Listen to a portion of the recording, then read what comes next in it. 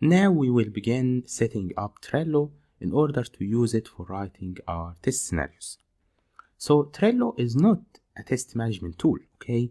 Like you see here, Trello helps teams move work forward, collaborate, manage projects, and reach new productivity peaks. So you can use Trello for many tasks, okay? You can use it to manage your own tasks, to manage your day. If you have a small development team, an agile team, you can manage this agile team using Trello. But we will use it as a test management tool. Another important note is that Trello is one of Atlassian products. So if you have a user signed up in Atlassian, you can use it to log into Trello. So if we click here on login,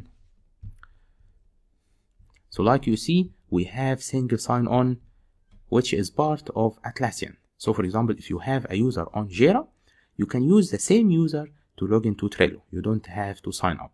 So here, if I scroll down, you will see Atlassian logo. This means that the user that we will sign up using now can be used later in Jira section. So first, let's sign up. I will use a disposable email because I already have a user on Trello. So I will go to this website, which is called مؤقت. Okay, you can use any disposable email website. So here I will create an email and use it. Okay, sign up is free. So because this website is Arabic, I can show you another one. If we go to here and write disposable email, you can use, for example, this website, temp-mail-o, okay, and copy this email, then you will find your inbox here. So here I will continue signing up. He is asking about my full name. I will call it new tester, sign up. Let's click on the stairs, verify. So now I will create something that's called a workspace. So the workspace is like my team, okay? Each team can have a workspace.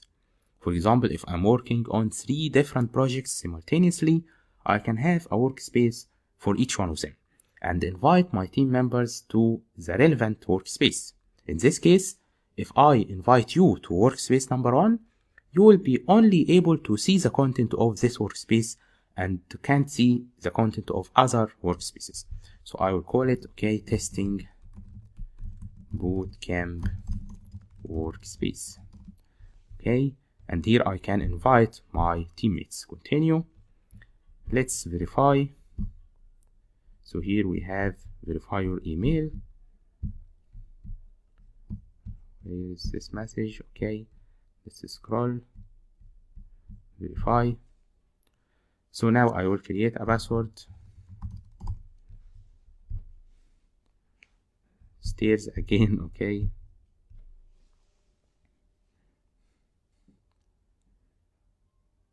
So here he is promoting the premium version. We don't need the premium version, okay? I never used it. I never subscribed to it. I'm just using the free version of Trello. So we can say, take me to Trello now. So here is Trello. So Trello consists of boards. So first we have our workspaces here, like we see. I have only one workspace. Inside my workspace, I have my boards. I can create another workspace from here. I can also create a board from a template. So here, for example, we have something that's called Kanban template. We will understand what is Kanban in Agile section. If I click on it, so here he is giving me a Kanban board, a Kanban template board, and I can copy it here, create board from template, and use it as a template for my work. But we are going to create a board from scratch, okay? We don't need a template. So here we have create your first board. For example, if you are writing test scenarios for a project, you can have one board for the whole project, okay? And you give access to this board to your testing team members, if you have more than one tester inside your team. So here, create your first board.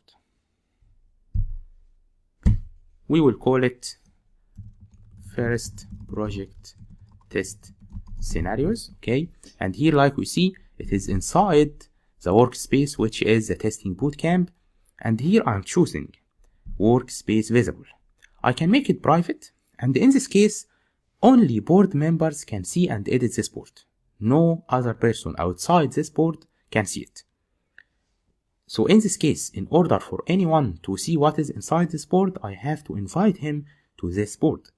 Workspace visible means that any person of the workspace, any member of the workspace can see this board without inviting him. I just invite him to the workspace, and this means that he will have access to this board.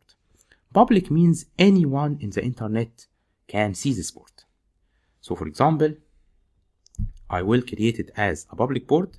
Okay, this includes a lot of risks. Don't do this in real projects. Never do this, okay? Because even if a person searches in Google for your board, he will find it. So don't do this. But here we are just inside a course.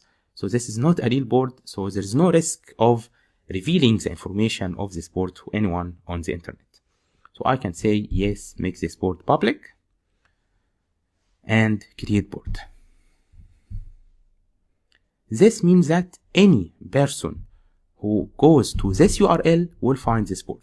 Just try it now, okay? But not now, because if you try this now, you will find the board after all the scenarios are added to it, the last version of the board.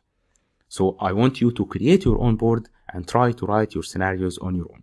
But if you need to copy this board, just take this URL and then you can copy the board. So here, like we see, we have 3 columns. Those are called lists or stations, okay? We can change their name. We don't need those names to do doing done. We are not going to use this board as a Kanban board or a task management board. If this is a task management board or a Kanban board, the tasks are moved from the left-hand side to the right-hand side, but we are not going to do this. We are just using it as a board to write our test scenarios, to document them. So here we can call this test scenarios. Okay, and we will remove this, archive, and archive this one. Okay. So here we have our test scenarios. Each scenario can be created inside a card, or each module that will consist of scenarios. What does this mean? For example, we are going to test the registration functionality. This is the first function that we are going to test. So we can create a card here and call it sign up. So this is the sign up scenario. Inside the sign up, we will list our test scenarios that are going to be used to test the sign up functionality. How do we do this? We open the card, sign up, and begin writing them. We can write them here in the description, but there is a better way to write them.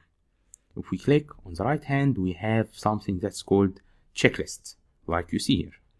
Click on checklist and call it sign up test scenarios.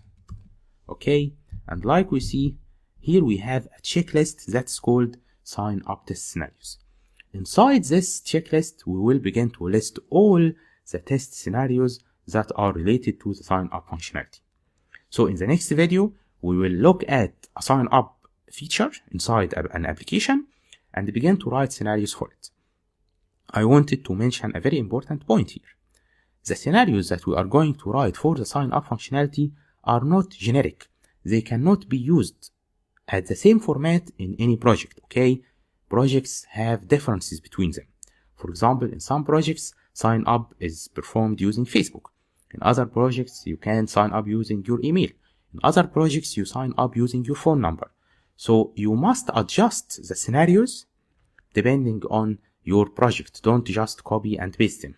If you are having an interview or a task, you are applying for a job, the person who is interviewing you will notice that you are copying and pasting those scenarios. So don't ever do this. So let's begin writing our scenarios in the next video.